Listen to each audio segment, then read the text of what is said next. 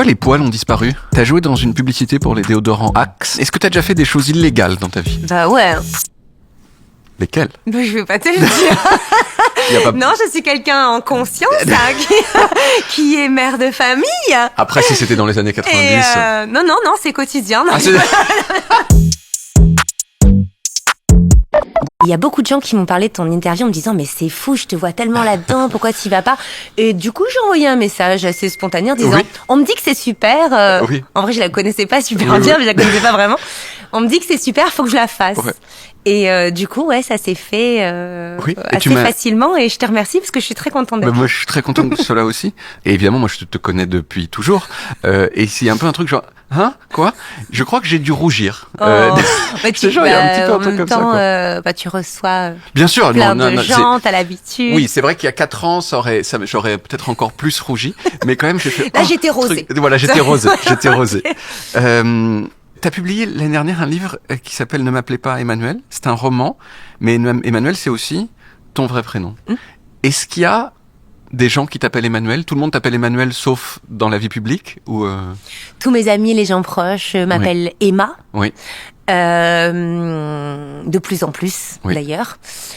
Parce que assez naturellement, quand je rencontre quelqu'un qui rentre dans ma vie, tout de suite, c'est Emma, quoi. J'ai beaucoup moins le réflexe de Clara. C'est vrai que j'ai fait du chemin aussi. Et Emmanuel, il n'y a que ma mère, quand elle est énervée après moi.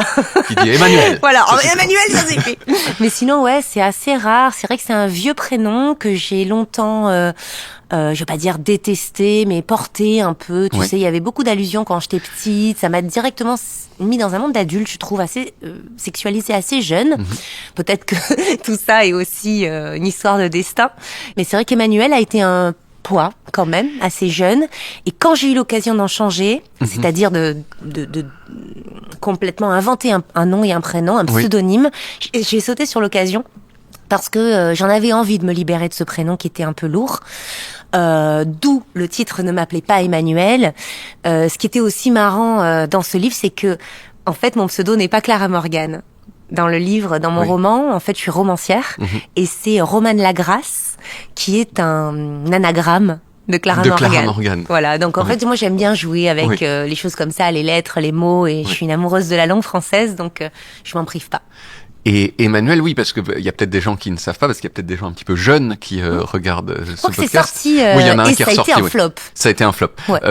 Dans les années 80, Emmanuel, c'était une série de films qui étaient des films érotiques et même un peu.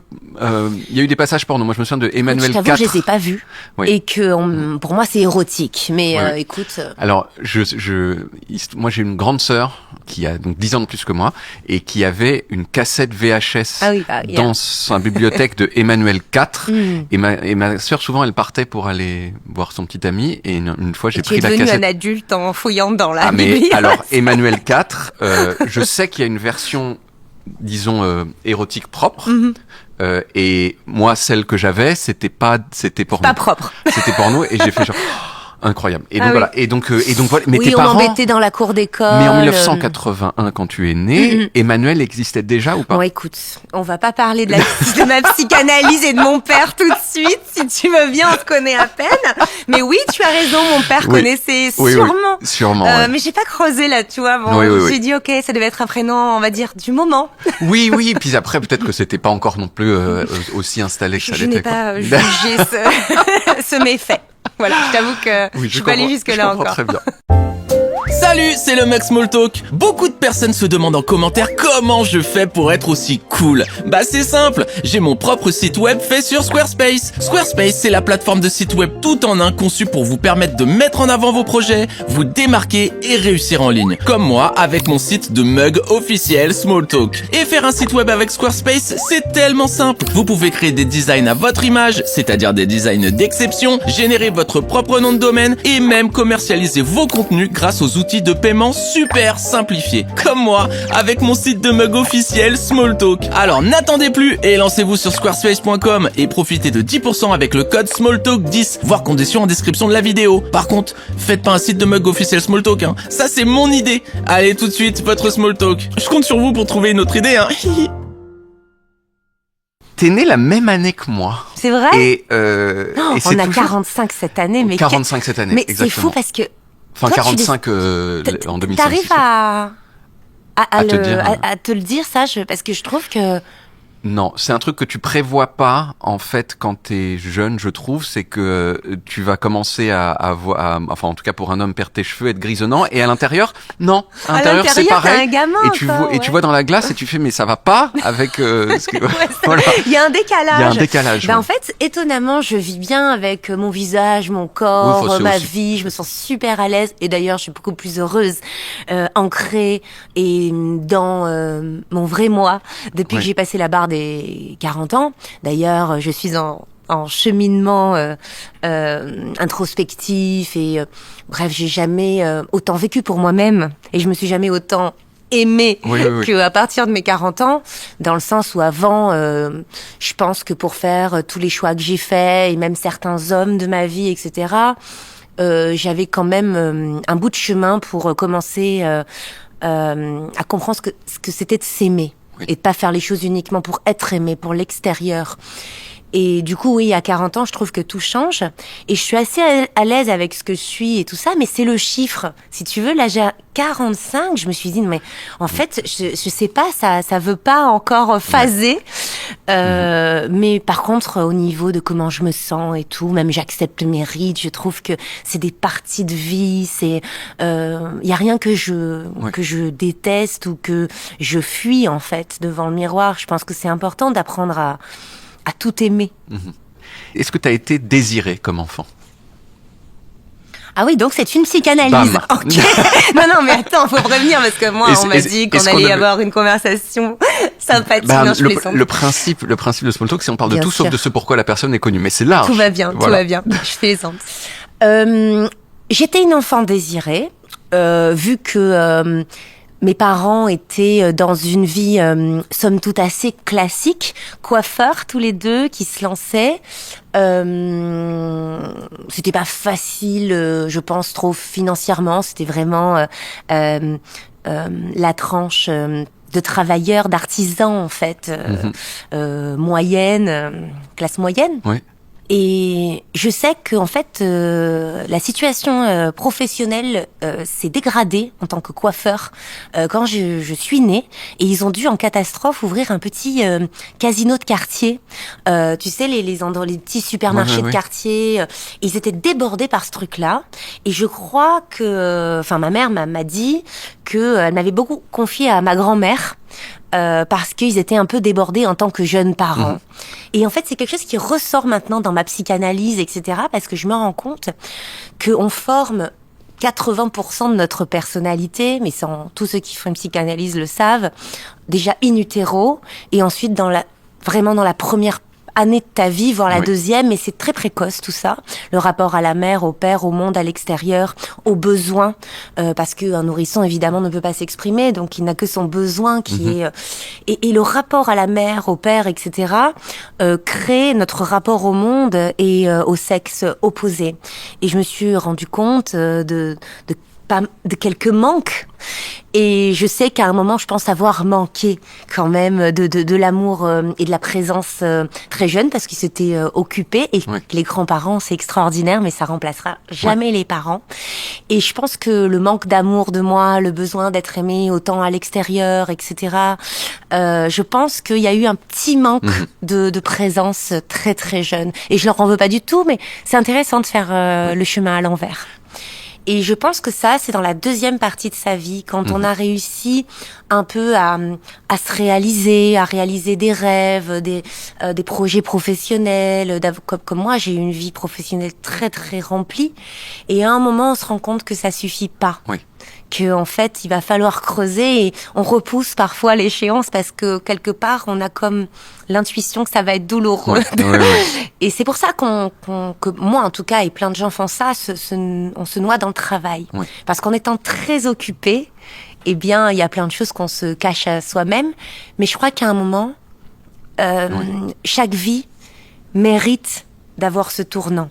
Et je le souhaite à tout le monde, parce que c'est pas facile.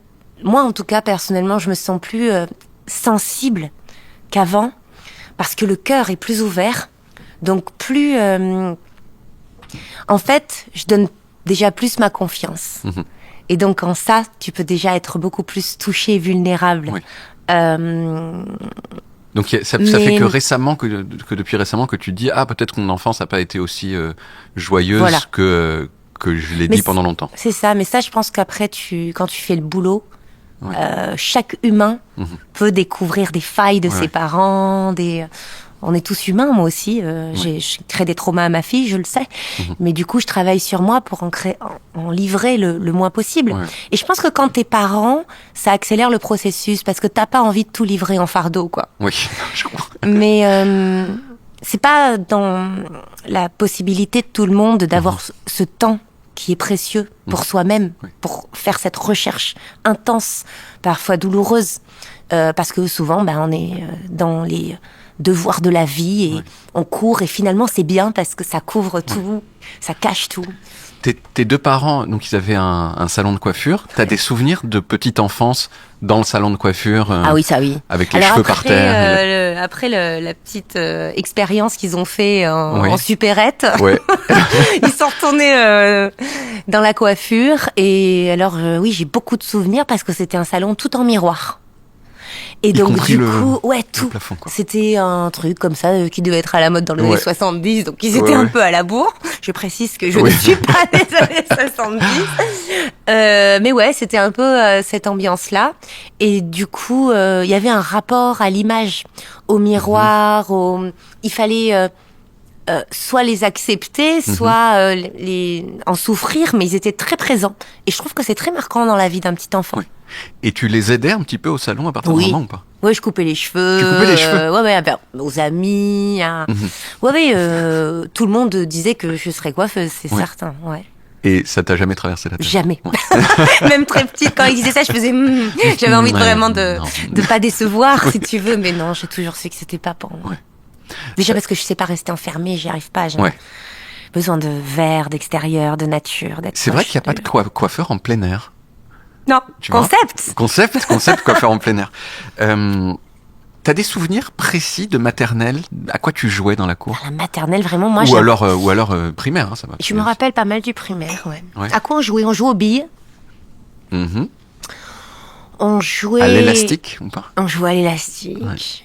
C'était très ésotérique pour moi quand je regardais les filles jouer à l'élastique dans la cour. Ésotérique carrément. Ouais, c'est-à-dire que ça avait l'air d'être très clair pour elles. Ok, voilà, il faut faire ça, machin, etc. Caché du coup. Pour ceux qui ne savent pas, ésotérique, c'est le savoir caché. Exactement. Et il y avait ce truc elles avaient l'air de savoir parfaitement ce qu'elles faisaient, très sérieux. Ok, donc il y a des règles, comme ça, machin.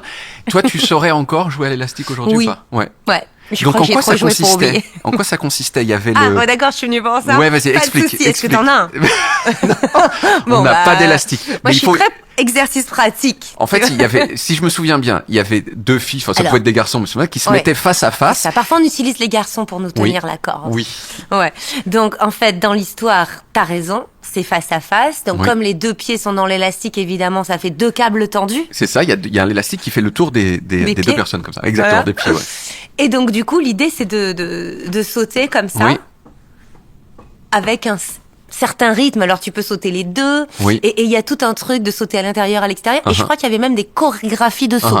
Donc effectivement, on apprenait des genres de chorégraphies de saut. Et est-ce que je me trompe en disant que on mettait l'élastique de plus en plus haut et donc ça rendait les choses de plus en plus difficiles? Tu vois, j'oublie, mais t'as raison. On commençait aux chevilles et on finissait les bras tendus. Oh, tu viens de me faire un flash là, avec les élastiques sur le bout des doigts. Mais comment tu comme ça? C'est parce que déjà c'est des enfants. Oui, enfin, ceux qui jouent aussi. Même les bras tendus, si tu veux, si t'arrives à... Oui. Putain, mais t'es super compétente encore. Après, ça c'est mon... Non, je joue pas la corde à sauter, mais je fais beaucoup de yoga, donc... Putain, parce que moi, je fais ça, je vais à l'hôpital. Et l'idée, c'est de l'attraper, tu vois, avec le bout du pied. Oui. Du coup, Bon, bref. Mais comment tu gagnais? Tu pouvais gagner ça, oui, c'est ça. Genre toi tu t'es arrêté Emmanuel, à la taille jusqu'au ciel. Oh, c'était ça. Oui, c'est ciel. ça. Ciel. Ouais. Je suis acheté un élastique à ma fille en rentrant. Ça m'a bien joué. D'ailleurs, je sais plus si les enfants jouent encore à l'élastique. Ma fille joue à la corde à sauter et au Pokémon. Ok. C'est ça la cour. Mais c'est des trucs qui restent quand même. Les billes aussi, ça reste. Ma fille, je n'ai jamais joué aux billes. Elle m'a jamais dit tiens, j'aimerais avoir des billes. Non. Est-ce que tu te souviens, parce que je sais que moi je m'en souviens très bien, de de l'époque où tu savais pas comment on faisait les bébés? Est-ce que... Non, je me rappelle pas. Non, mais je vais pas inventer. Moi, je me souviens de mon amie Julie en CE1 qui m'explique que ça a à voir avec le zizi. Et moi, je fais n'importe quoi. Alors là, Bah oui. j'ai les infos, c'est pas du tout comme ça que ça se passe. Truc Oui, oui. Mais je sais, moi. Oui, oui. Je sais. Ouais, ok. I'm so sorry. Ouais. Donc, tu te souviens pas, et il y a ce truc aussi de cette conscience un peu vaporeuse que t'as de la sexualité. Je parle vraiment avant l'adolescence, quoi. De dire, est-ce que tu te souviens de comment tu voyais la sexualité, toi, avant qu'elle existe dans ta vie, quoi? Je crois que comme beaucoup de filles, Oui. Je dis pas encore femmes parce que c'est pas l'âge, Oui, oui, oui. j'en avais très peur, Oui. je pense, parce que évidemment, il y a un genre de soumission pour les femmes à se laisser pénétrer. Il y a ce truc du réceptacle, quoi. Nous, on s'offre plutôt que vous qui donnez. Donc, il y a ce lâcher prise quand même à avoir, ce don de soi qui est difficile à offrir, je trouve. J'avais beaucoup de pudeur par rapport à ça et je crois que ça s'est passé à 15 ans pour moi. Et je sais que c'était pas quelque chose dont j'avais vraiment envie, mais quelque chose plutôt par laquelle il fallait passer pour devenir une adulte. Et j'ai plus ce truc, plutôt que de la notion du plaisir, ou j'ai plus le truc de c'est un moment à passer. Une épreuve, quoi. Ouais. Oui. Ouais. Et c'était oui, là on est passé de l'enfance. Ah mais moi je te suis là. Non mais t'as bien fait. C'est pas ma faute. Oui, collège. À quel point c'est souvent un moment très très dur pour les gens au collège. Et pour toi, c'était dur aussi. Ouais. Qu'est-ce qui était dur? Qu'est-ce qui a été dur au collège pour toi? Généralement, l'idée qu'on a, c'est que t'es une jolie fille, t'es sauvée parce que tu seras dans les gens populaires. Ben, je l'ai pas du tout vécu comme ça. Hein. Oui. J'avais plutôt un sentiment global de rejet. J'avais du mal à me sentir acceptée. Je pense que quand on fait les choix que j'ai faits à 19 ans, c'est un genre de suicide social. Finalement, pourquoi? Pour pouvoir s'en sortir. Je le savais pas à l'époque parce que je parlais de liberté. Je disais, voilà, moi j'ai eu des parents rigoristes, j'avais tellement besoin de me trouver, tellement besoin d'aller dans le monde, tellement besoin... Oui, c'est pas faux. Mais c'est surtout une mise en danger. Quelque chose duquel je pourrais pas revenir en arrière après ce choix. C'est comme une renaissance au niveau du monde, sans les fardeaux, sans les parents, avec un autre prénom, un autre... Tu vois, et ok, dans ce monde-là, comment je vais faire dans cette jungle? Et je pense que je me suis fait ça moi-même. Je regrette rien, hein, mais c'était un choix lourd pour une gamine de 19 ans. Donc je pense que les prémices se sont passées et au sein de ma famille, par la privation de pas mal de liberté dont j'aurais eu besoin, parfois une présence peut-être un peu trop vague, et ce que j'ai ressenti au collège, c'est-à-dire un petit peu l'exclusion, la malveillance. J'ai pas de très bons souvenirs. Et je pense que la mise en danger que je me suis moi-même créée ensuite vient un peu de ce malaise de l'enfance. Et même, tu dis que t'avais pas conscience que c'était un suicide social, t'as dû t'en rendre compte. Oh, il y a pas si longtemps. Ah oui. Non mais pas assez vite, t'as vu genre, oh là là, en fait, qu'est-ce que j'ai fait? Ah non. Il y aura pas de retour arrière, quoi. Ouais, t'étais contente. Non, moi j'étais dans un truc de liberté absolue, de revendication, de femme de pouvoir, et c'était en partie vrai. Oui. Mais c'était sans compter sous toute la partie inconsciente de mise en danger sur laquelle évidemment tu travailles une fois que t'es sorti de tout ça. Mais moi je me sentais vraiment à ma place. J'avais eu l'impression d'avoir eu un acte fort pour moi et même pour les femmes en général. Tu vois, on se berce de plein de choses. Mais en fait, ça m'a donné une force immense. Parce que quand t'as plus honte d'être toi parce que tu veux faire croire au monde et à toi-même que tu es quelqu'un d'autre, ça te donne des super pouvoirs. Donc tu te sens presque intouchable, inatteignable. Et c'est cette force-là que j'ai sentie pendant très longtemps. C'est intéressant d'en sortir quand même. Oui. Tu dis, donc t'as parlé de tes parents, mais au collège, tu dis que tu l'as mal vécu et que t'as été rejeté. Est-ce que t'as des exemples de la façon dont, de ces souffrances qu'on t'a infligées à ce moment-là, qui étaient des souffrances sociales? Oui, j'ai quelques souffrances d'attaque. Qu'est-ce qu'on disait? De filles en particulier, malveillantes en général, tu vois. J'étais plutôt une cible parce que je pense que j'ai toujours été très gentille. Mais elles te disaient quoi? Tu sais, c'est des trucs d'adolescentes qui disent mais tu crois que tu es importante, mais personne ne t'aime, tout le monde me parle de toi. C'est même pas vrai, hein, c'est de la malveillance pure.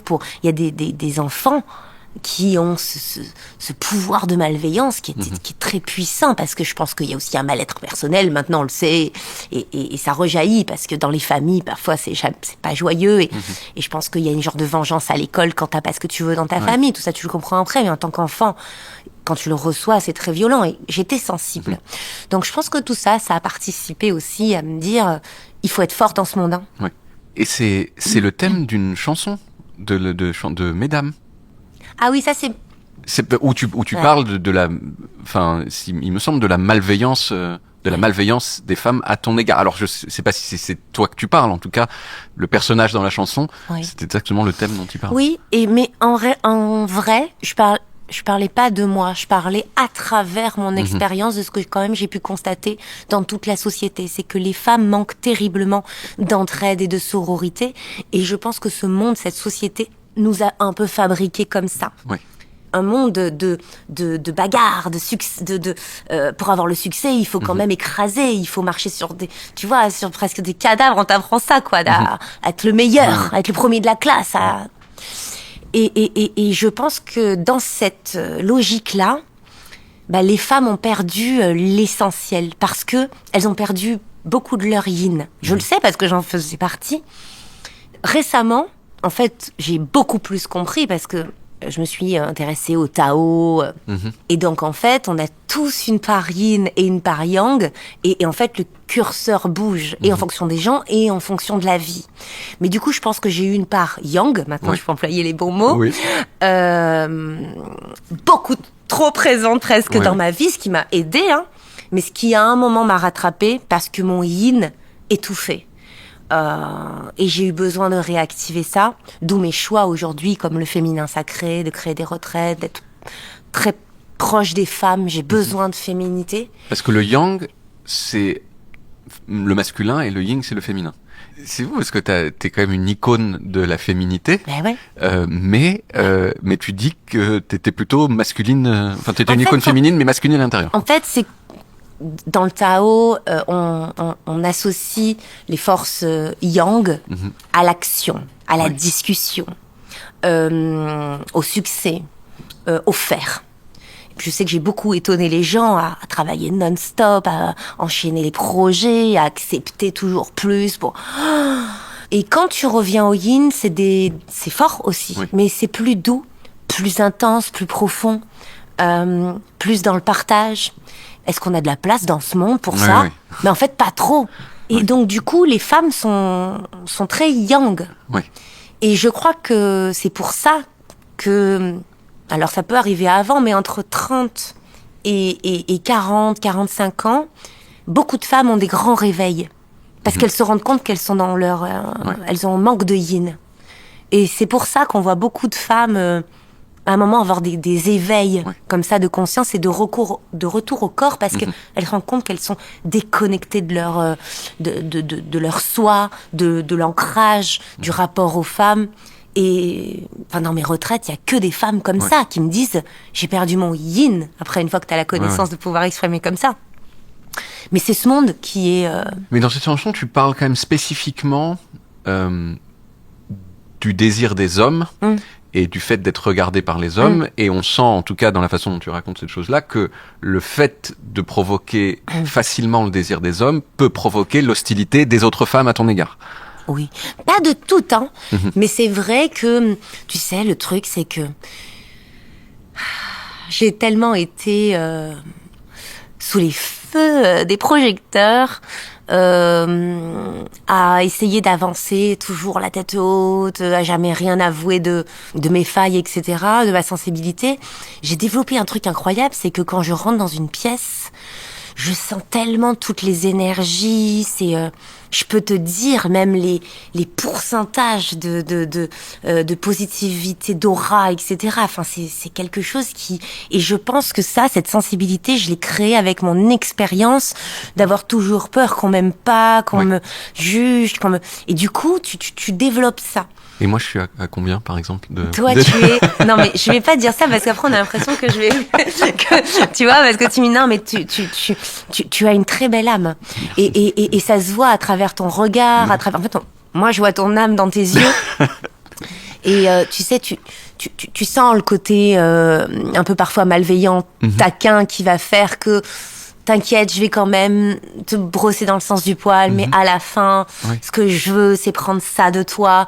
Et ça m'est arrivé plein de fois d'avoir 50 personnes dans une pièce et de faire « Je t'ai vu ». Ouais. Et ça manque pas. Ouais.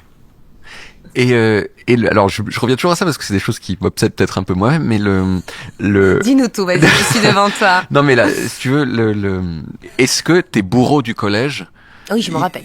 Et tu t'en rappelles, et est-ce que ensuite, t'es devenu célèbre, t'as eu t'es très médiatique. Ces gens-là, est-ce qu'ils t'ont parlé au moment où t'es devenu célèbre? Non.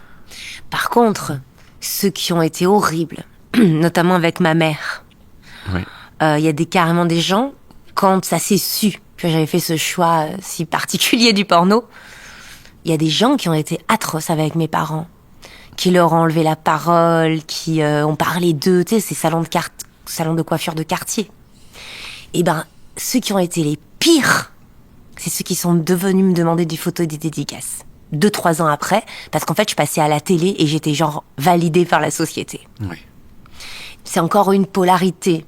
Tu sais, le dégoût et le désir, c'est encore une fois le même élément polarisé. Oui. Même maintenant, ceux du collège, je t'avoue, non, j'ai pas eu de nouvelles. Non. Personnellement, je me permets de souhaiter leur malheur. Ouais. Oh non! Non, c'est pas bien. Oh, non, mais je t'ai dit que t'étais une belle âme. Qu'est-ce que tu nous fais? Tu me fais mentir. Ouais, après... Non, mais moi, en vérité de vérité, je pense ça avec beaucoup de compassion. Hein. Mais jamais tu trouves que c'est... Non, je pense elle devait, parce que c'était des filles, très très mal chez elle pour pouvoir insuffler ça à l'école. Et aujourd'hui, j'ai beaucoup de compassion. Mais Non, mais je fais pas exprès, hein. C'est juste que franchement, c'est logique, hein. Ouais. T'as des anecdotes de bac? Du bac? Ouais. Je l'ai eu. Oui. Du coup, j'aiderai à ma tâche personnalisée. Je l'ai eu. En fait, j'ai refusé de faire des maths tout le lycée. C'était ma guerre à moi. Alors, j'ai le droit, je suis littéraire, je ferai un bac L, je vous emmerde avec les... Bon, là, c'est quand j'ai commencé à être rebelle, vers mes 14 ans, parce qu'en fait, ma prof principale était ma prof de maths. Et donc, je me faisais un plaisir de faire des dissertations de mon propre chef, hein, pas du tout qui était donné sur le désœuvrement, l'anarchie, l'homosexualité, des grands thèmes comme ça. Oui, je faisais des rédactions. Voilà. J'adorais. C'est très bien, mais c'est pas des maths, quoi. Non. Non, mais je crois que c'était vraiment un truc pour faire chier. Hein. Mais j'adorais le faire. Et du coup, j'étais en répulsion comme ça. Et au bac, je me suis dit, bon, là, le 0 est éliminatoire. Donc, t'as pas le choix. Donc, qu'est-ce que on veut m'expliquer? Là, il faut que je le comprenne maintenant, alors que je l'ai jamais compris. J'ai eu 7. Donc je me suis dit, tu vois, avec un petit peu d'effort, voilà. Donc ça a été ma meilleure note en maths. De toute ta vie, c'est autant mieux. Quoi. Et du coup, tu vois, c'est pas dramatique pour le bac. Et comme j'ai eu d'excellentes notes ailleurs, j'ai pas caché 16 en histoire, 16 en français, très bonne note en anglais, tous les trucs un peu littéraires, donc les matières. Le comble, ça aurait été de résoudre des équations en disserte de philo, tu sais, genre, non, moi je fais pas de philo, je fais des équations différentes. Très bonne en philo aussi. Très bonne en philo, Et après, thèse, antithèse, synthèse, toi, ça m'a changé la vie. Ça t'a changé la vie, Bah oui, parce que c'est la possibilité tout à coup que l'on t'offre de donner ton avis et de réfléchir. Avant la philo, t'intègres, t'es juste une éponge, un animal un peu débile qui doit se courber, se lever super tôt pour rentrer bien dans le rang. C'est ce qu'on fait de nos élèves en France. Hein. Ce qu'on veut, c'est qu'ils soient de bons petits soldats, de bons petits salariés, pour bien écouter leur patron. Enfin, moi, je trouve que l'école, c'est catastrophique. Mais je trouve que la porte ouverte, c'est cette philo qui arrive au lycée. Et ça, je l'ai vraiment senti comme une bouffée d'air frais où j'avais l'impression qu'on me demandait mon avis, que j'avais le droit de l'exprimer. Donc ça m'a évidemment beaucoup plu. Après, faut quand même citer un peu. Moi, j'avais un peu ce truc-là, mais il faut quand même un peu citer les auteurs. Donc, faut les. Écoute, alors je devais avoir un prof plus ouvert que ça, parce que moi je donnais que mon avis, il était génial. Tu vois, je me disais qu'est-ce que je suis douée, mais c'est pas possible. J'arrive à dire tout et son inverse. Parce que c'est ça l'idée de thèse, antithèse, synthèse. C'est quand on te pose une question, tu dois la défendre comme un avocat. Tu dois la descendre, et après faire une conclusion ou les deux. Ça m'a aidé beaucoup, je crois, la philo sur mon parcours. T'as fait des petits boulots. Tu l'as dit, t'as commencé à travailler à 13 ans. Tu faisais quoi à 13 ans? J'ai travaillé dans un club d'après-midi de mineurs où on servait du Coca-Cola. Un club de mineurs l'après-midi? De 14 à 18 heures. Mais c'était une sorte de... Et on dansait sur la piste de danse. Ouais, club d'après-midi. Une sorte de boîte de nuit d'enfants. De 14h30. Pas d'enfants, d'ados. Oui. C'était quoi, je sais pas, 13, 14, 17, 18, quoi. Oui. À Marseille, il y avait ça. Ça s'appelait le Manhattan. Mais c'est-à-dire que j'y ai travaillé de mes 14 à mes 16 ans. Mais alors, est-ce qu'il s'est passé des choses intéressantes dans ces boîtes de nuit d'après-midi à Marseille? Oui, j'ai découvert une passion, en tout cas une admiration, un attrait pour le drag.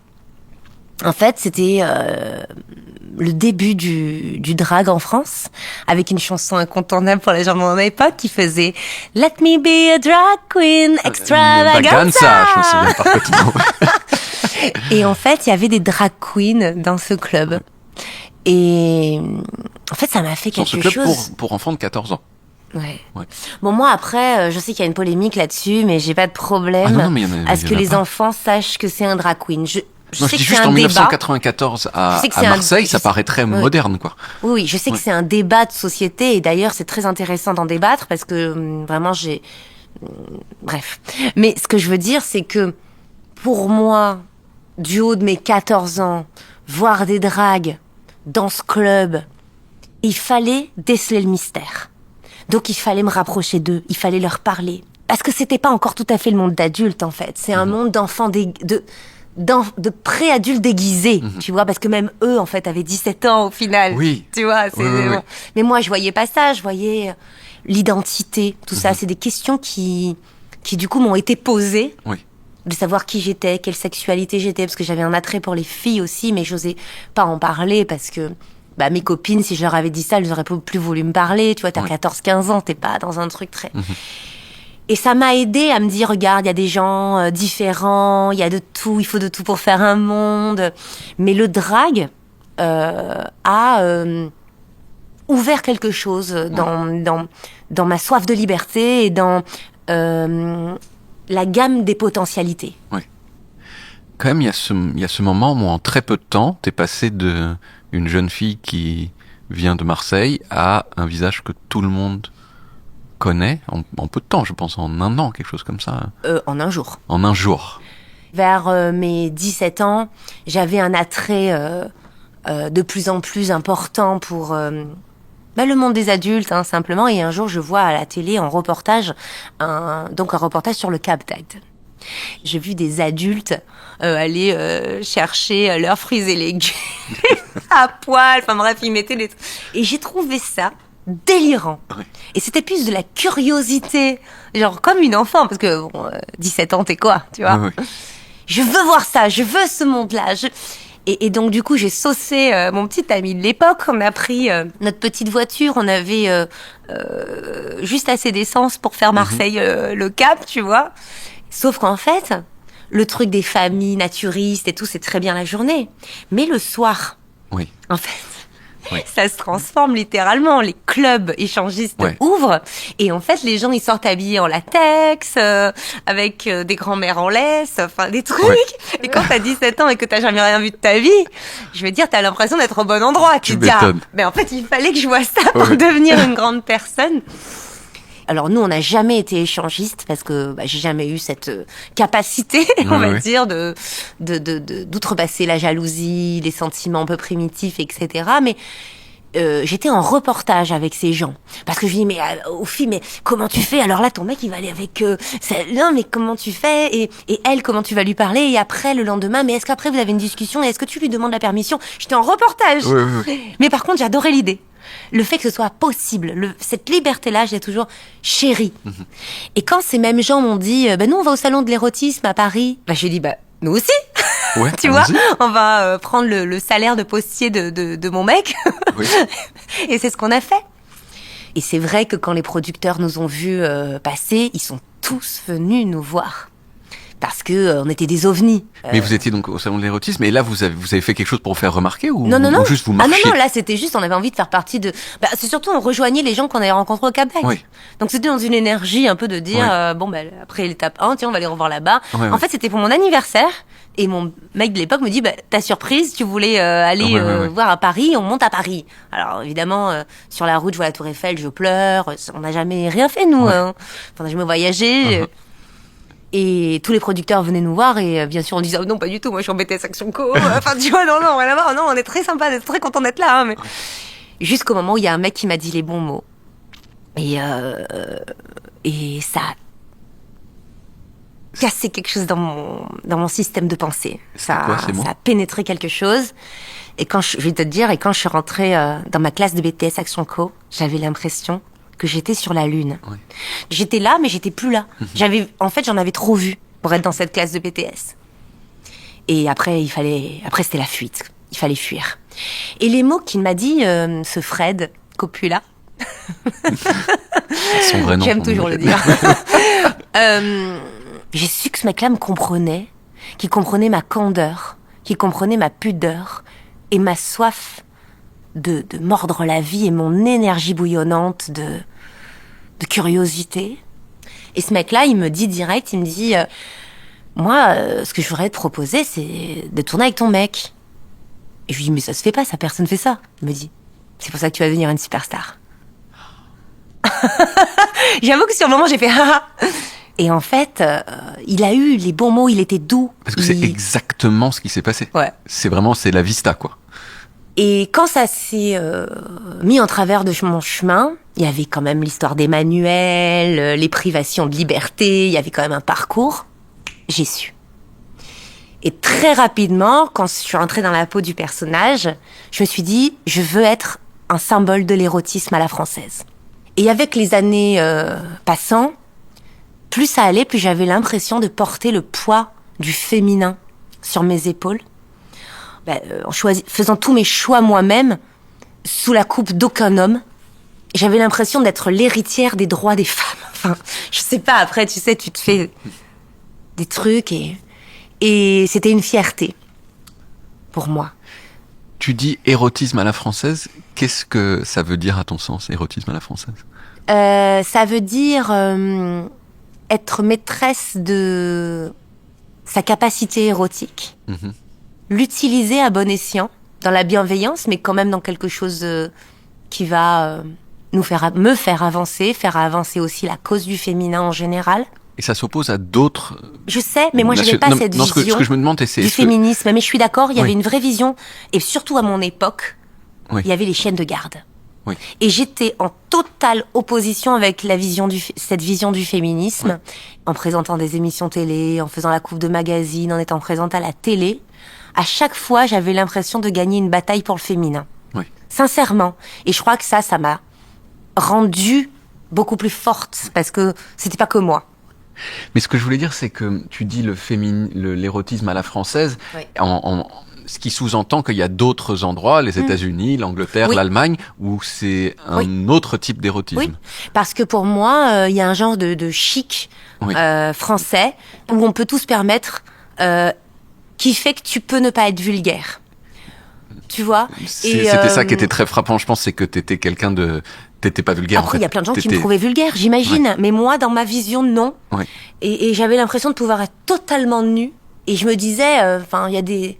Dans l'histoire de l'art, il n'y a que du nu, du corps mis à l'état d'œuvre. Et je me faisais aussi une réponse à tout ce qu'on pouvait... aux agressions extérieures en pensant sincèrement que le corps n'était pas vulgaire, que le corps était beau, que le corps pouvait être un objet d'art. Il y a un truc il y a un truc qui est frappant de ce point de vue-là, c'est quand on regarde les émissions que tu faisais à l'époque avec Ardisson notamment, la seule personne qui est pas vulgaire sur le plateau, c'est toi. Ah bah ça c'est sympa. Non, parce que je veux dire, c'est un peu dur à voir maintenant quand même. Oh là là. Il y a des moments où j'ai revu un passage où je me suis dit, j'étais forte quand même, parce que là j'ai 19 ans et t'as l'impression que je suis ancrée. Mais je suis tellement dans mon histoire que en fait tout ce qui se passe autour, je suis là, ouais d'accord, mais moi je sais tellement où je vais. J'étais sur une ligne, tu vois, j'étais déterminée. T'as tous les mecs, mais même il y a une émission où il y a Judith Godrèche, Gérard Darmon. C'est celle-là qui est très médiatisée avec Gérard Darmon. Et Gérard Darmon et Ardisson. Mais j'en voulais à Judith Godrèche plus qu'à tout le monde ce jour-là. On a l'impression que c'est un vestiaire de collégiens en fait, qui sont là et qui ricanent et qui sont un peu là comme ça. Et donc il y a Gérard Darmon qui en fait surjoue le type qui est troublé d'être à côté de toi. Oui, il fait des caisses, hein, c'est pas du tout un truc normal. Oui, hein, voilà. C'est genre il veut qu'on pense ça et qu'on en rigole. Je pense qu'il veut créer l'événement. Exactement, et il y a Judith Godrèche qui met l'accent dessus et qui rigole tellement fort qu'en fait que ça couvre ce qu'est en train de dire Ardisson, et on est obligé d'arrêter l'émission parce qu'elle ricane en fait. Ouais, mais en fait, lui ce qu'il faisait, ça ne me touchait pas. Oui. Qui me balaye avec ses yeux et tout, mais j'en ai rien à foutre. Oui. Par contre, le sourire un peu sournois d'une femme, ça m'a touchée, fait de la peine, etc. Parce que je me suis dit, à ce moment-là, t'es face à une gamine de 19 ans, même si elle a l'air sûre d'elle, elle avait au moins 10 à 15 ans de plus que moi. Et je trouve que comme l'avait fait Lio, à l'époque, elle aurait pu prendre un petit peu plus le parti des femmes. Et là, j'avais l'impression que j'étais son dindon de la farce. Et ça m'a fait beaucoup de peine, ce jour-là. C'est fou, hein, tu vois, elle a rien fait, elle a fait que ricaner, et les autres avaient une attitude un peu masculiniste, malveillante, mais eux me touchaient pas. Ça venait pas jusqu'à mon âme, quoi. Et je m'en rappellerai toujours, je crois, de ce rire. Et de ce plissement si particulier de ses yeux. Ouais.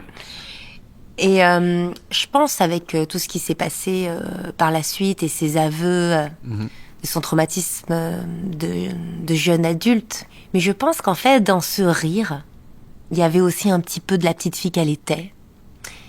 Moi, je donnais, je pense, quelque chose qu'elle n'a pas donné, mais qu'on lui a pris.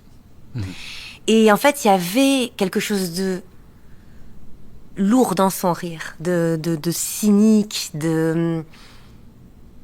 C'était très gênant. Et je dois avouer que je m'en rappelle très bien. Ouais. Tu dis que tu as été connue du jour au lendemain. Quel était ce jour ? Le jour de la couverture de votre vidéo. Ouais.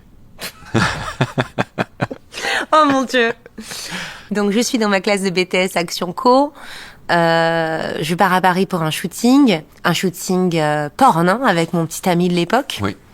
Parce qu'en fait, je décide de passer ce pas parce qu'on me dit que je vais tourner qu'avec lui et que je le crois et que en fait, je me dis mais c'est génial. Ça veut dire qu'en gros, on va pouvoir parler d'amour, de vrai amour, de gens qui font vraiment l'amour, qui s'aiment au monde, tu vois. En gros, c'est possible d'être ce genre de figure, mais tellement différemment d'une pornostar, parce que je me suis jamais considérée comme une pornostar. C'est-à-dire que j'ai trouvé qu'elle avait beaucoup plus de force que ce que j'aurais pu avoir. Je suis incapable de faire ça.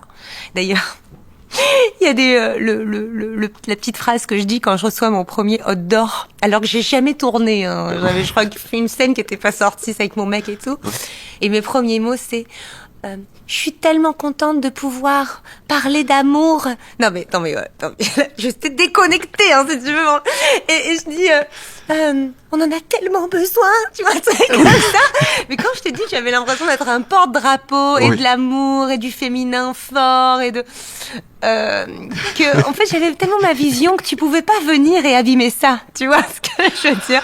Ah, je vois bien là, genre les couples d'actrices californiennes comme ça qui te font genre qui te regardent en train de recevoir ton prix et de dire ça devait être. Oh non mais pour elle, moi j'étais détestée aussi, hein, j'étais un ovni parce que elle, on leur avait vendu l'histoire qui plus elle tournait, plus elle se faisait fracasser, plus elle, bref, parce qu'il y avait de la violence aussi, hein, pas mal à l'époque.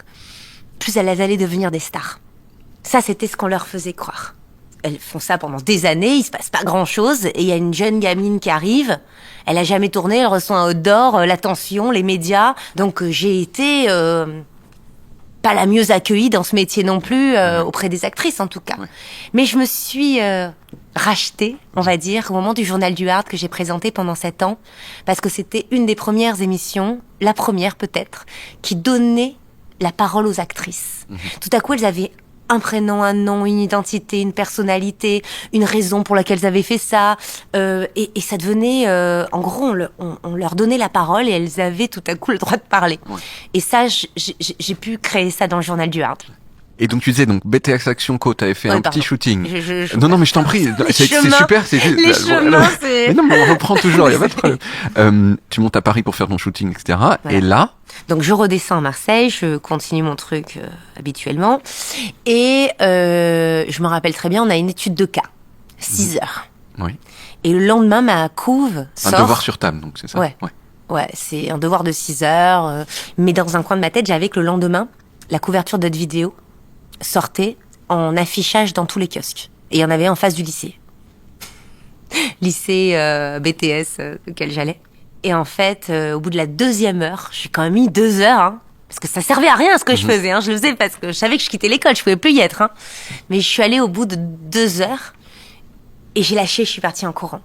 Et il y a un prof qui m'a rattrapée et qui m'a dit « Mais pourquoi tu pars, Emmanuel, en plus t'es super forte en études de cas, tu vas avoir une bonne note, pourquoi tu démissionnes et tout ?» Et j'ai pas pu lui dire. Et je lui ai dit je peux pas rester, je peux pas rester.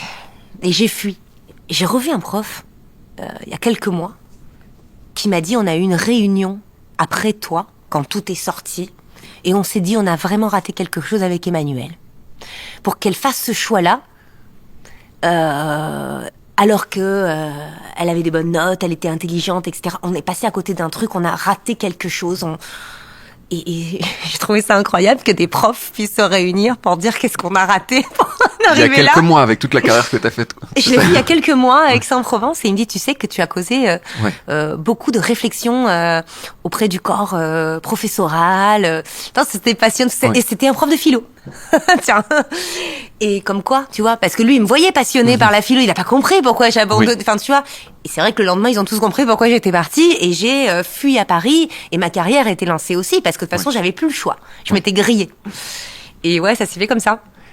Et à partir de là, on a commencé à te reconnaître dans la rue. Tout de suite. Ouais. Le pire, ça a été que j'ai fait des émissions de TF1 tout de suite. Je crois que ma première émission, c'est Ciel mon mardi avec de Chavannes. Après, j'ai fait une émission avec Foucault. Ça s'appelait Succès. Alors que je démarrais. Mais comme on me voyait partout, et que, en fait, dès que t'es invité par une des grosses têtes, et que tu fais un gros chiffre, ils me voulaient tous, parce que j'étais... Ils comprenaient pas, en fait. Ouais. On m'appelait, genre, la nouvelle figure du porno. J'arrivais, j'avais 12 ans, un carré là, j'étais comme ça. Oui, je veux que le féminin... C'est que ce truc. Enfin, tu vois, physiquement, j'étais plate. Enfin, j'avais rien à voir avec l'image. Et tout à coup, je mettais le truc en danger. Parce que j'étais pas emblématique. Donc, tout le monde se disait, non mais, là, il faut qu'on comprenne justement ce qu'on a raté ou pas, tu vois. Et j'étais un ovni pour eux. Oui. Parce que je voulais pas en plus ressembler, j'étais pas du style avoir des faux seins, d'ailleurs je les ai toujours pas. Enfin tu vois, je voulais arriver avec cette candeur qui a finalement fait mon succès. Et ce qui a fait mon succès aussi, c'est que j'ai dit pour la première fois, ah non mais moi je ne tourne qu'avec mon chéri, comme mon copain, avec l'accent marseillais. Oui. Et j'ai senti à quel point, là je me rappelle de Lio, à quel point ça a détendu tout le monde sur le plateau de Ciel mon mardi, justement. Parce qu'en fait, ils ont vu une gamine arriver en la présentant en pornostar, ils se sont dit, mais qu'est-ce qu'on fait, nous aussi, on participe à un truc, là, expliquez-nous, parce que 19 ans, c'est petit, hein. Oui. Tu vois, tu te dis, putain, elle est jetée dans la fosse au lion, tu vois. Et mais pourquoi tu fais ça? C'est presque avec le malheur, tu vois, l'école des fans, quoi. Je dis, ah, mais vous savez, mais moi, je le fais par amour. Je le fais avec mon chéri que j'aime, et on est ensemble depuis déjà 4 ans. Et là, tout le plateau, ah, ok, on comprend mieux, et tout ça. Et Liu m'a beaucoup défendu. Et elle a dit sur le plateau, écoutez, si moi, mon enfant me disait, une de mes filles, parce qu'elle a 7 enfants, Liu, me disait, je veux faire ce choix, je ne réagirais certainement pas en lui interdisant. Oui. Et ça m'a tellement aidée Oui. à ce moment-là, parce que là, elle aurait été offensive envers moi, agressive dans ce moment-là, ça m'aurait beaucoup déstabilisée. Oui. Et le fait d'apaiser les gens, juste en disant, je tourne par amour avec mon mec, on sera qu'à deux, et ben en fait, j'ai compris que je tenais quelque chose, mais sans le vouloir. C'est-à-dire que tu dis un truc parce que c'est normal pour toi, c'est ta vérité, et du coup, ça agit dans la matière, dans le monde, ça. Et je me suis dit, ah ok, c'est comme ça qu'il faut que je l'explique. Et là, je tenais mon storytelling, en fait. Mais qui était la vérité, par ailleurs. Carrément. Oui. Mais je m'étais pas rendu compte à quel point c'était un storytelling. Pour moi, ça c'était normal. Ça résonnait, en fait, d'une façon très particulière. C'est genre, ça excusait tout. Oui. Oh, ils s'aiment. Tu vois? Oui. Alors, c'est pas si normal que ça de faire l'amour face à une caméra. Oui. Mais ça rendait le truc normal. Genre, c'est pas une prostituée. Tu vois, quelque part, je sais pas, ce qui résonne dans la tête des gens, mais en tout cas, ça devenait acceptable. Il y a une question que j'avais posée à Céline Tran quand je l'avais reçue dans Small Talk, et j'aimerais bien avoir ton avis aussi. Il y a quand même pas mal de gens qui disent que le porno traditionnel, ça véhicule des images du patriarcat parce que très souvent, enfin non, tout le temps même, c'est quand même des garçons avec des zizis remarquables qui font l'amour avec des filles et qui sont dans une position dominante et la fille dans une position dominée, et que donc ça perpétue des stéréotypes qui font pas que du bien, quoi. Il y a aussi des féministes qui vont dire que le porno est féministe. Et il existe un porno féminin et un porno aussi féministe. En fait, il existe plein de pornos différents. Qu'est-ce que toi, tu penses de cette question ? C'est en ça que j'avais l'intuition, en tout cas l'arrogance, de penser que j'apportais quelque chose. Parce que nous, c'est pas ça, nos scènes. C'est des scènes d'amour, avec mon petit ami. Tu penses qu'il y a une différence dans la nature du désir entre le désir féminin et le désir masculin ? Profondément. Profondément. Et quelle est cette différence, à ton sens ? C'est difficile de mettre des mots dessus, mais déjà, je pense que nous, les femmes, avec cette histoire de reproduction qui n'appartient qu'à nous, on a comme un devoir inconscient de choix de partenaire pour notre descendance. Oui. Tu vois, il y a quelque chose qui fait... c'est mon analyse, elle est peut-être erronée, mais par exemple, aujourd'hui, c'est hallucinant, mais tu regardes sur les sites de rencontres, enfin tout ce qui est dit, etc., même dans les émissions télé de dating, etc., toutes les femmes veulent des grands. Oui. T'as pas remarqué ? Mais si. Il y a même qui disent moins d'1m80, même pas la peine. Oui, c'est une... Et encore plus... Avant, on osait moins le dire. Dans notre époque, on veut toutes le même gars.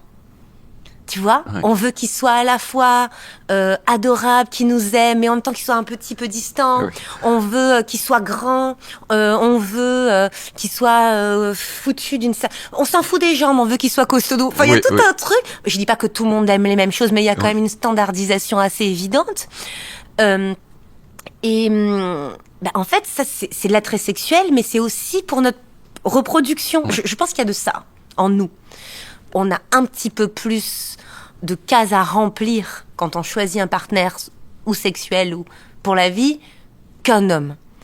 On peut que le constater dans tout notre entourage. Je dis pas que c'est tous les hommes, que c'est toutes les femmes. J'aime pas les généralités, mais en général, je sais pas, on a un petit peu plus de cases à cocher. C'est plus dur de plaire quand t'es un homme que quand t'es une femme.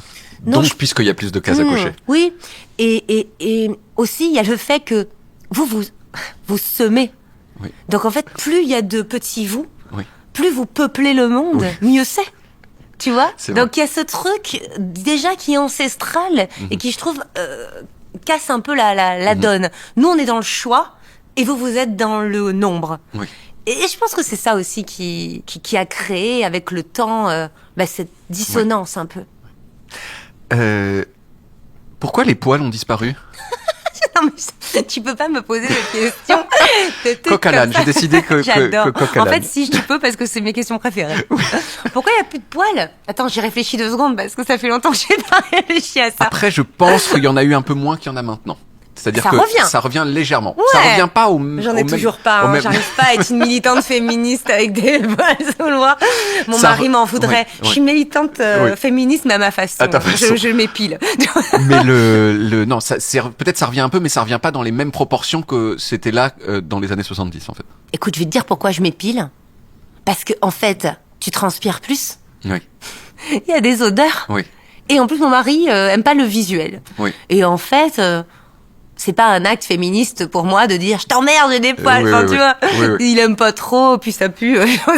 Et on enlève. Oui, Non, c'est plus pas un simple acte, que voilà, ça, quoi. C'était C'est pas plus un simple. truc, tu Oui, vois. oui. Écoute, je pense il y a beaucoup de militantisme dans le fait de les laisser, de se raser. On se rappelle très bien du bras en l'air de Julia Roberts, qui est totalement mis en scène pour moi et qui est un très bel acte. Moi, je trouve ça pas moche, bon, mais je trouve ça plus confortable. Et on est de toute façon dans cette humanité qui se transforme. Les hommes, vous perdez beaucoup vos cheveux.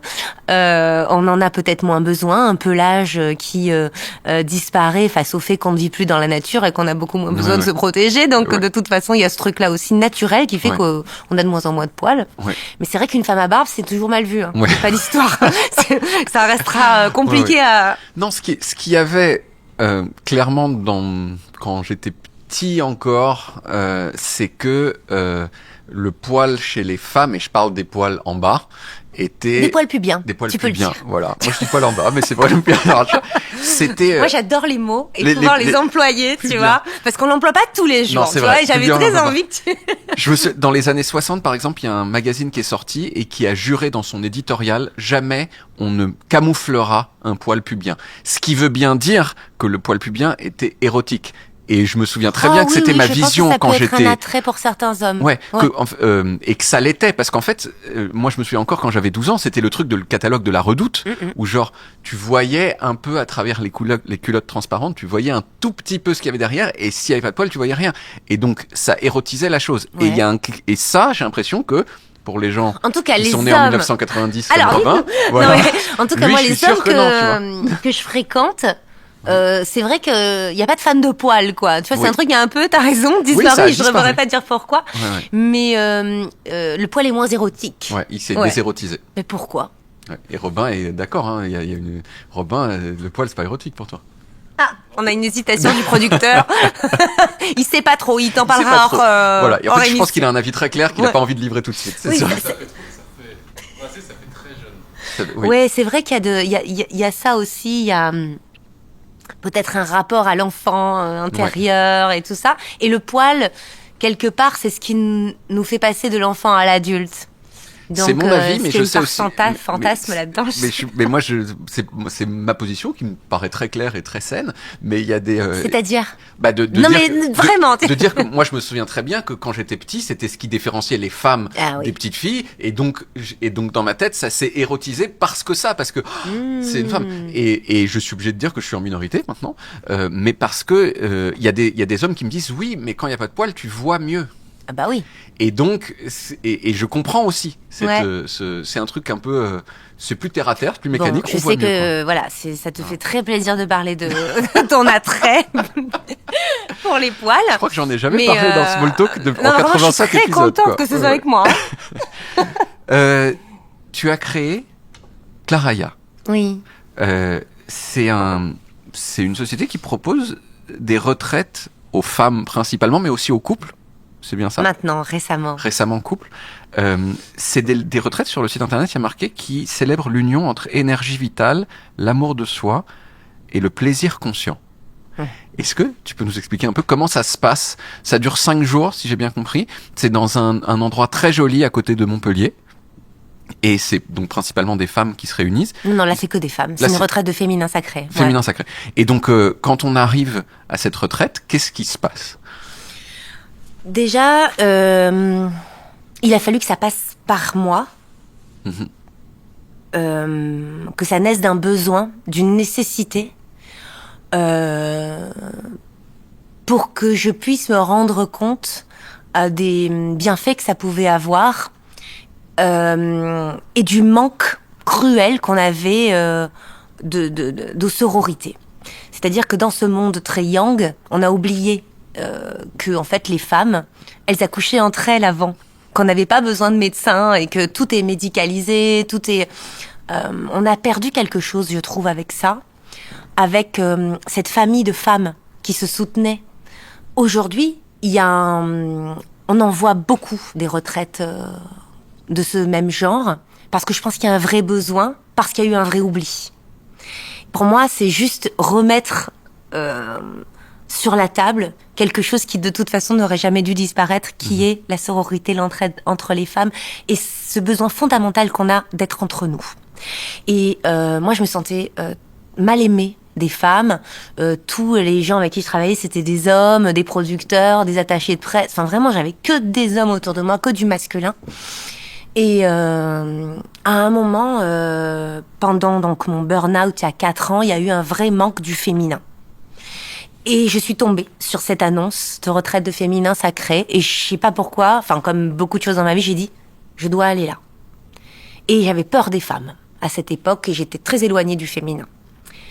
Tout a changé pour moi. J'ai réorganisé, réorienté toute ma vie, ma façon de penser. Et surtout, j'avais eu l'impression que on m'avait donné un savoir, quelque chose qu'il fallait que je transmette. Et j'ai eu le besoin, la nécessité absolue d'utiliser ma notoriété pour faire ça. Parce que ça faisait déjà aussi 8 ans que je tournais avec mon spectacle, qui était un spectacle sur le féminin, qui s'appelait Au 7e. J'étais entourée, on était 7 femmes en scène, et on retraçait l'histoire du genre féminin à travers les générations déjà. Et déjà, j'avais commencé avec ce spectacle à m'entourer de femmes et à les mettre en avant. Tu sais, des solistes, des acrobates, des effeuilleuses, j'avais un besoin de les mettre en avant. Et du coup, j'ai créé des retraites et le programme est totalement personnel.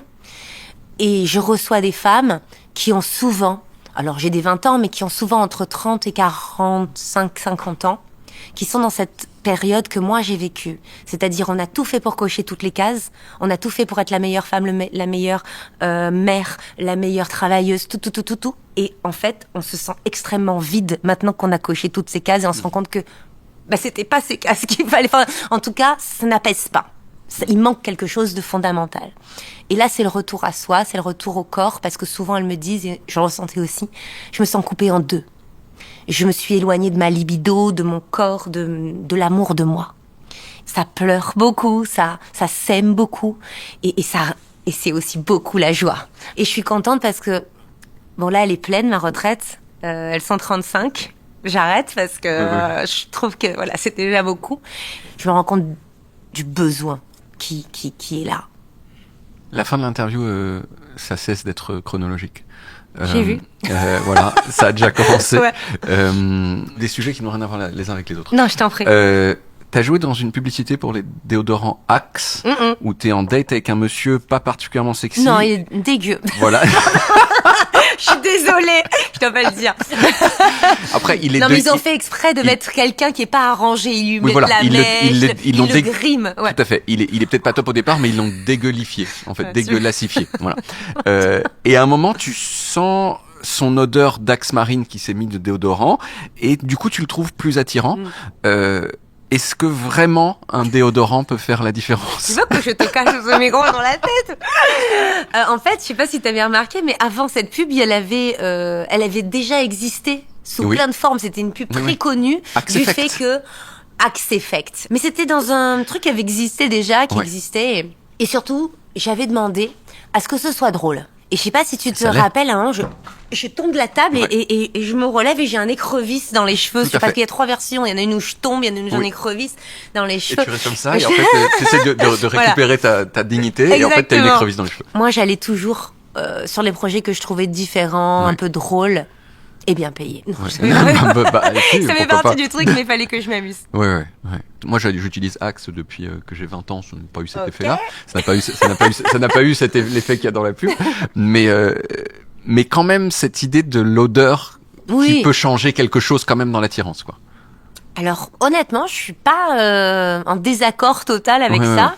Il y a des hommes dans ma vie qui ont laissé une vraie empreinte olfactive et qui, plus maintenant, mais a pu me réactiver juste avec un parfum que je reconnais sur une autre personne en me disant ça me fait un effet bizarre. Je suis à la fois triste et excitée. Qu'est-ce qui se passe? Tu vois? Mais en fait, c'est juste que peut-être que Axe n'a pas cet effet-là, mais le principe de l'Axe Effect peut exister. Oui, j'imagine qu'il travaille avec des pros quand même. Est-ce que tu as déjà fait des choses illégales dans ta vie? Bah ouais. Lesquelles? Je vais pas te le dire. Y a pas... Non, je suis quelqu'un en conscience, qui est mère de famille. Après, si c'était dans les années 90. Non, c'est quotidien. Ah, je dis du crack. Voilà, c'est une petite activité on the side. Non, j'ai un petit côté taquin quand même. Ouais. En fait, j'ai vachement de mal à respecter une règle que je trouve illogique. Oui. Et j'y arriverai pas, en fait. Est-ce que tu t'es déjà pris un râteau frontal? Oh, bah, plein, hein. Alors, on se dirait pas comme ça. Frontal pour moi. En fait, je suis pas du genre à draguer. Oui. C'est-à-dire que pour moi, parfois, des trucs qui m'ont semblé hyper évidents. Oui. Genre, là, c'était évident. Mais non.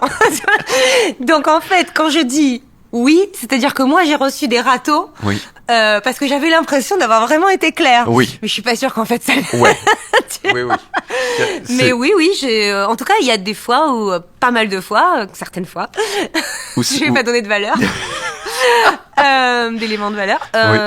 Après, si j'avais poussé, oui. Mais en fait, j'ai estimé longtemps que sans pousser, je pouvais avoir. Oui, c'est ça. Mais t'as pas eu ce truc du râteau où on dit est-ce que tu veux et là c'est non. Non, ça non, j'ai pas eu. Ouais, c'est ça que tu appelles frontal. Mais quand tu reçois un râteau qui soit frontal, un peu détourné, ou enfin pour toi c'est un râteau. Ça fait mal quand même. Quoi. Oui, c'est ça. Comment il n'a pas décelé mon regard vicieux? C'est Farid, c'est une blague de Farid, ça qui dit ça, qui dit mais bien sûr que les filles elles draguent. Comment elles draguent? Elles attendent. Oui, c'est ça. Voilà. Ouais, mais il y a de ça. Et puis nous, on a l'impression d'être tellement genre on a un truc dans l'œil qui frise, un mot qui est pas le même. Et je dis là c'était clair. Pour qui? Je suis pas sûre. Et moi au contraire, il m'a semblé quelquefois dans ma vie que il y avait eu des signes et ensuite je me sens un peu et puis non. En fait, donc les signes, faut faire gaffe. On peut se tromper, en fait. Voilà. Je suis d'accord. Mais ce qui est pratique avec les signes de pas dire entièrement, c'est que tu peux toujours nier. Oui, tu peux pas nier que t'as dit genre est-ce que tu veux sortir avec moi, mais j'étais là-dedans. J'ai jamais fait, je pense, de demande claire. Oui, voilà, c'est ça. C'est ça. Dans le couloir de la mort, si tu devais demander un dernier, ça n'a rien à voir. Mais avec un high kick de taekwondo. C'est avec un high kick de taekwondo, bam, le mec est mort, tu vas en prison, couloir de la mort, aux États-Unis, dans un. Qu'est-ce que tu demandes comme dernier repas? Bon, j'adore tout ce qui tourne autour de la pomme de terre, mais je peux plus en manger parce que je crois que j'ai trop mangé. Du coup, je me suis fait un allergique à la pomme de terre. Du coup, comme je vais crever, je peux bouffer des pommes de terre. Ah, mais c'est vrai ça. Voilà, et mettez du fromage dessus, une petite raclette. Putain, les gens qui sont sans gluten. Sans gluten et sans lactose. Dernier repas, vas-y, gluten, lactose, mets-moi tout. Je pense aussi, puis du crack en plus par-dessus et un petit shot d'héroïne. Je pense que plus t'es perché, moins tu t'en rends compte. Mais bien sûr, allons-y, c'est la grande dernière fête. Mais complètement, il faut saupoudrer ton plat préféré avec des drogues dures. Moi, c'est ça que je pense que... Qu'on plane un peu. Exactement. C'est ça. Qu'on soit déjà presque finalement un peu de l'autre côté. Exactement. Qu'est-ce que tu penses de ton propre visage? Ça a été en dents de scie, J'ai aimé, j'ai détesté, j'ai trop vu. Parce que quand on est une femme, on se refait la forme des sourcils, la forme des yeux. On est des... Aujourd'hui, je l'ai jamais autant aimé qu'avec ces rides. Parce que, oui, j'en ai.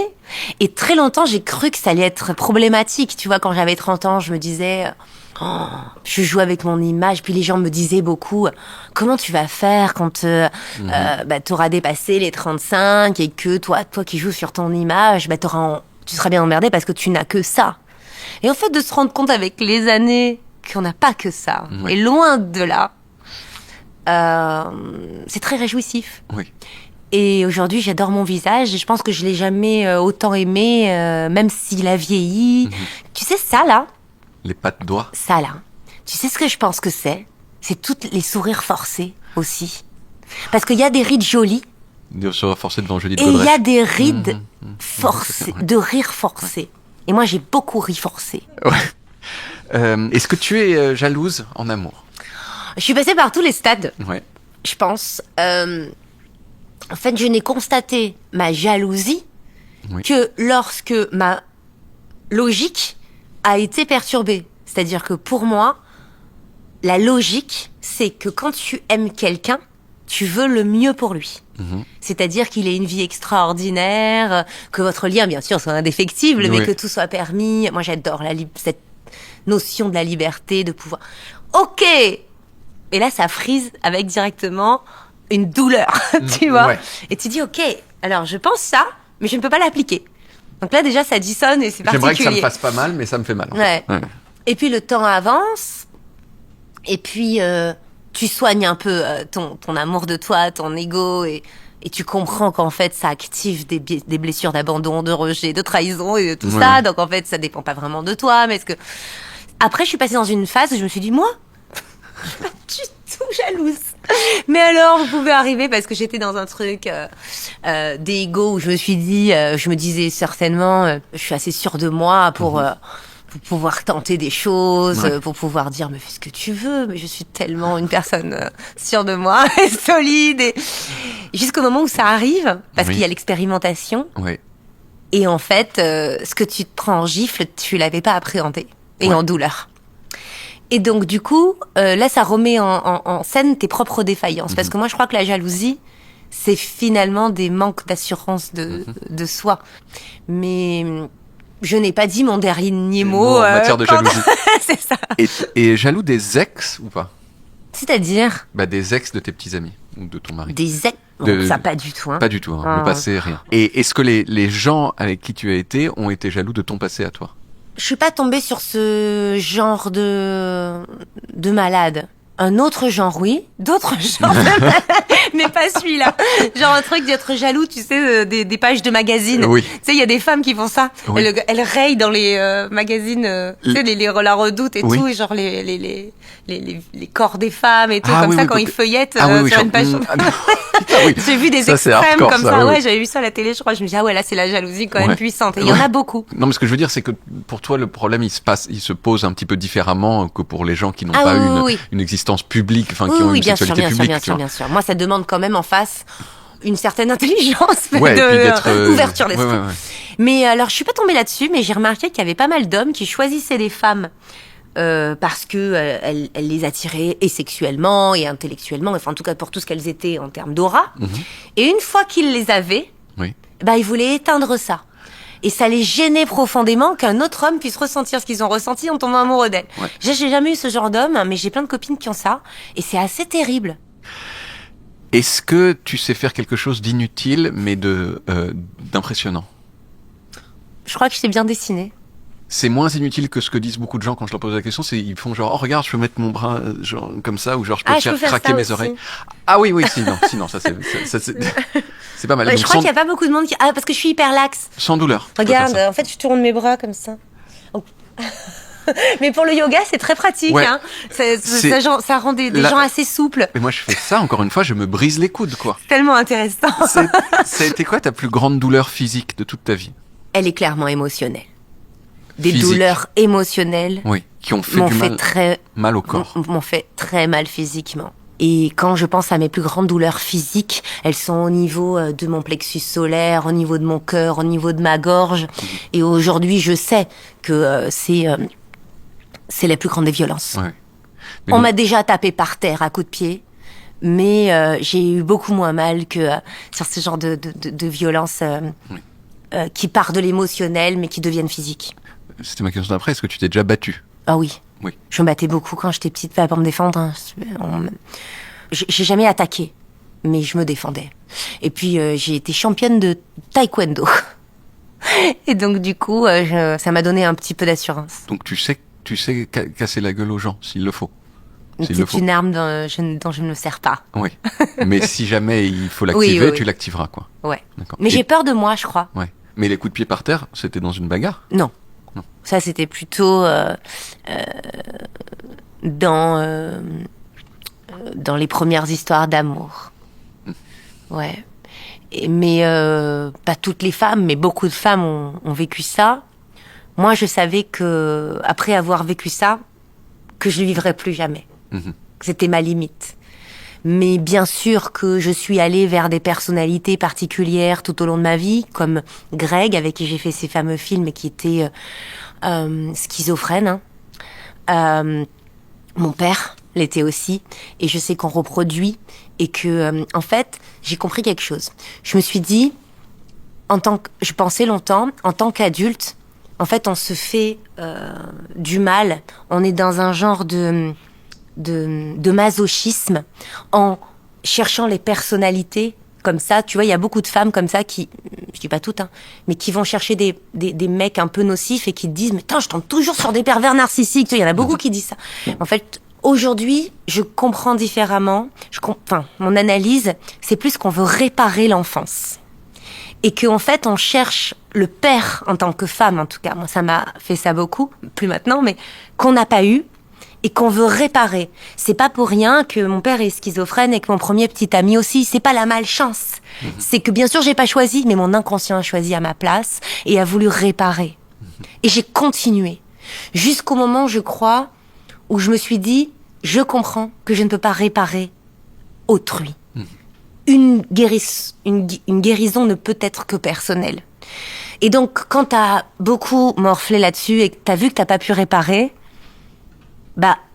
soit tu continues, parce que ça peut être aussi un cycle infini, malheureusement, j'en connais, mais j'ai eu la chance de tomber sur un tout autre style d'homme, qui est mon mari, qui m'a apporté beaucoup trop d'amour, presque, parce qu'en fait, je n'avais pas l'habitude, qui m'a choquée par son amour, et qui m'a appris à aimer de la bonne façon, avec la distance nécessaire, avec la liberté aussi. Et clairement, mon mari m'a appris l'amour, en fait. Mais je dis qu'il m'a sauvée, mais je me suis sauvée moi-même en choisissant. Mais c'est vrai qu'il ne faisait pas partie de genre d'homme un peu toxique qui m'attirait pendant très longtemps. Je suis sortie de ce schéma grâce à lui. Oui. Et en tout cas, je pense qu'on se fait pas ça nous-mêmes pour se faire du mal et par sadomasochisme. Je pense qu'on le fait pour réparer. Et en fait, il y a presque quelque chose de sain là-dedans, en voulant, réparer son enfance. Merci beaucoup, Clara Morgan. C'est, je crois, le small talk le plus long de l'histoire. Je suis désolée, alors. Par contre, le problème, c'est que moi, je suis marseillaise. Je vous ai dit, faut pas me faire parler trop longtemps. Faut me couper. Mais moi, je n'ai pas à couper. Moi, je suis content que tu parles le plus longtemps possible. C'est juste que... Tu sais que je n'ai pas vu le temps passer. Bon, cet épisode, il est fini. Va y avoir plein d'autres épisodes. Et si vous voulez être sûr d'en manquer aucun, eh bien, cliquez sur le bouton qui permet de vous abonner à Smalltalk. Après, je sais que s'abonner, c'est un choix personnel. Donc, je vais pas vous forcer. Mais si j'étais vous, je le ferais. C'est tout ce que je dis. À dans 2 semaines. Parce que c'est tous les 15 jours. Ok ? Le principe de Smalltalk, c'est on parle de tout sauf de ce pourquoi la personne est connue. Mais c'est large. Tout va bien, voilà. Tout va bien. Je plaisante. Ça me va de parler de tous les sujets. En plus, j'ai pas de tabou. Oui. J'étais une enfant désirée, vu que mes parents étaient dans une vie, somme toute assez classique.